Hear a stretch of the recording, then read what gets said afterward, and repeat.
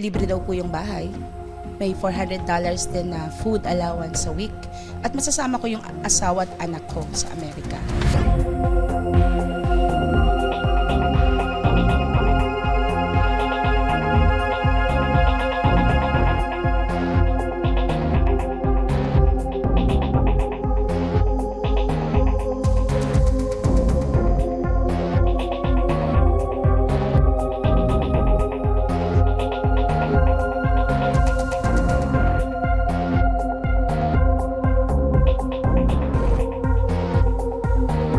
Yung isa na sunugan, binigyan po ng ayuda ng mayor nila na 20,000. Ibinigay niya yung 19,000 kay Miss A.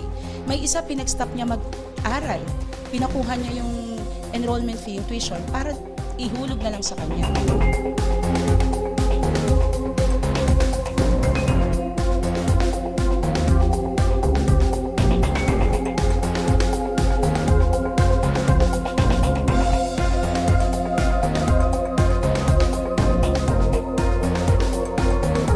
Nakasama ko siya doon sa center na tinayo niya.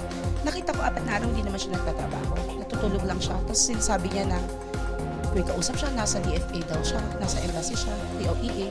Pero nandun lang siya.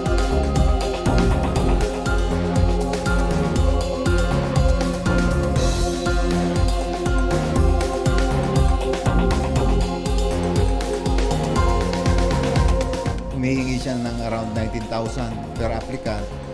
At nangangako rin siya na pwedeng dalhin yung mga dependents ng mga aplikante na ito. Wala pong kaukulang pahintulot at lisensya ang nasabing tao para mag-conduct ng recruitment para sa deployment abroad.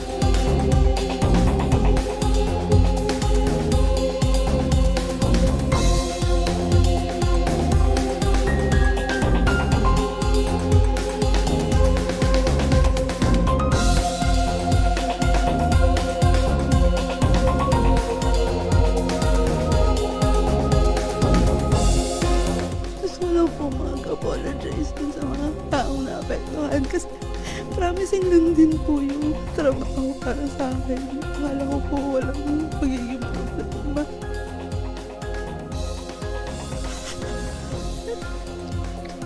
Gusto ko lang naman po magtrabaho.